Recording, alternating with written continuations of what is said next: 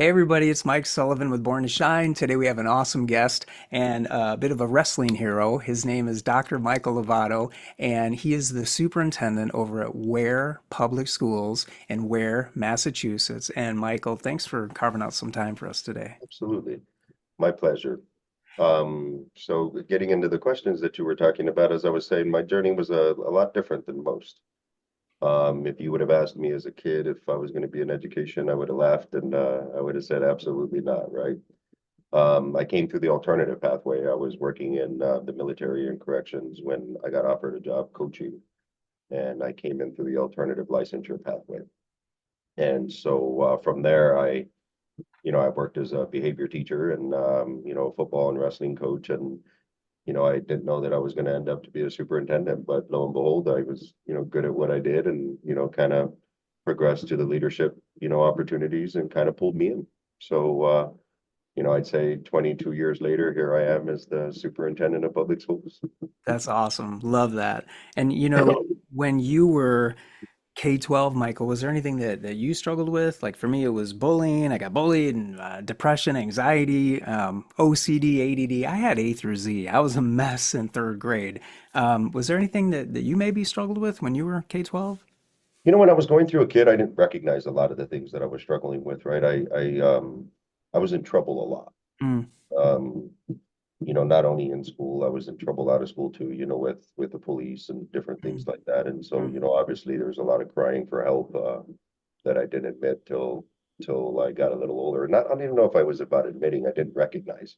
mm, Um, I know as I got older through the military and stuff like that, there was some anxiety and PTSD and different things that I've dealt with, just from other aspects of my life. And now that I look back, there was definitely a disconnect that took place in school. To be mm, honest with you, I don't have a teacher or anybody that I could go back and say this person had an influence on my life. mm, I think because of my acting out behaviors that took place, whether it was a scream for help or whether it was um, a seeking attention or lack of confidence, a number of things. I reacted in so many negative ways, whether it be fights in schools or fighting with teachers or, getting kicked out of class or, struggles there. So I don't know that it was a depressive state, but it was definitely a mental state that I was not connected. Even though I was successful through athletics and different things like that, it was more, it wasn't a connection that helped me to be better.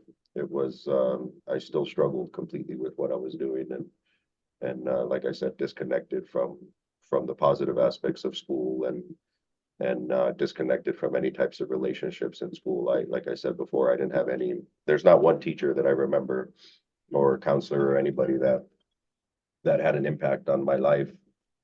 I was kind of pushed aside, and during sports times, people celebrated me, but for all the wrong reasons, unfortunately. mm. And you know what's amazing?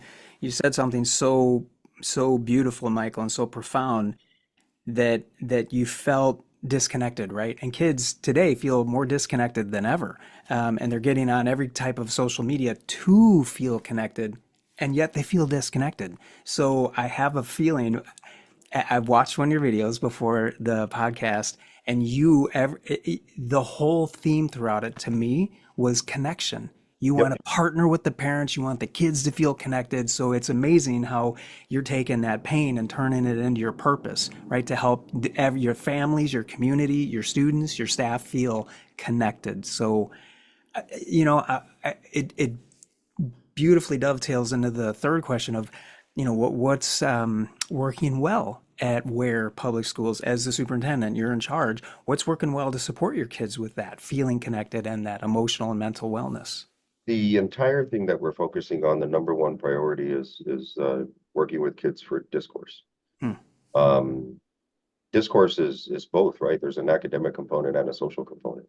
If Hmm. I don't know how to ask for help or how to share, what's going on in my feelings or my heart, then how am I ever going to get to a place where, I'm healthy enough to be able to seek my needs or be able to express my needs? And then obviously there's a positive to that is if I'm able to communicate as we are here today as a professional, well, that's going to help me for job skills. It's going to help me within the workplace and so forth. So the biggest thing that we are seeing and our biggest focus was, as we go into classrooms, I literally count how many kids are talking.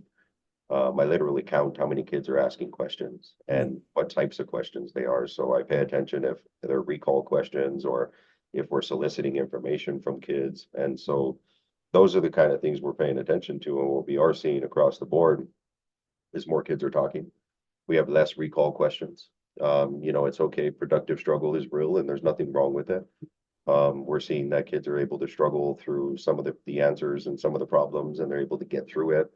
And then we're also seeing as that's increasing, we're seeing a lot of the behaviors kind of decrease a little bit. And we're seeing more kids talk to adults. So it creates an opportunity for relationships. And it also gives us the opportunity to get to know each other.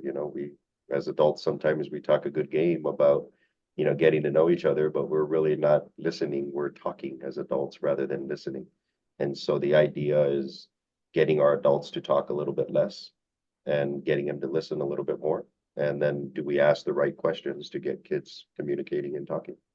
Love it. Wow, that is so powerful and so true, right? Because if whatever, first of all, like you said, um, having encouraging your students to feel that it's okay to reach out to an adult, right? It's okay to let us know how you're feeling, and number two, for the staff to ask those open-ended questions, right? That get your students to really open up and share about what's going on. So that's awesome. Yep. And if for any parting words, if there's anything on your heart, Dr. Lovato, any kind of words of encouragement or edification, or just if there's a parent listening, or if there's someone staff listening at your school district, or anywhere in the country, or if there's a student listening that's like, man, I really relate to Dr. Lovato. Like I'm feeling a little disconnected too. What would you say to him or her? That everybody's got a story. You know,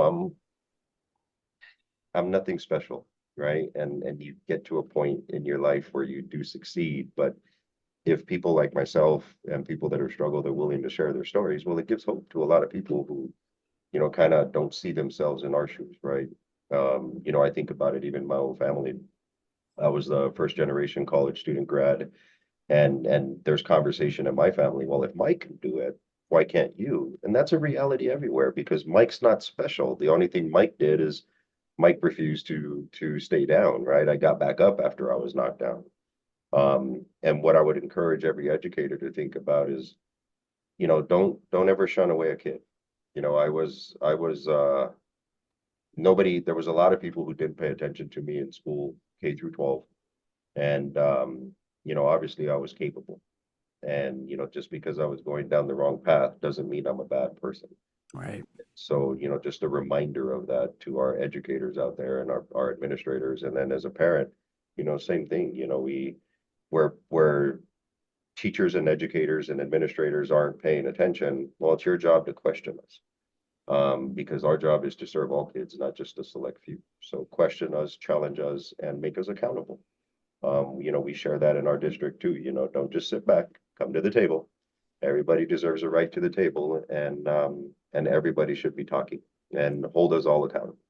Yeah, yes, sir. Love that. Dr. Michael Lovato, thank you so much, sir, for, well, one, sharing your heart, Mhm. and two, sharing your experience and your story. And just, it was awesome. Thanks for carving out some time for us today. Appreciate having me on it.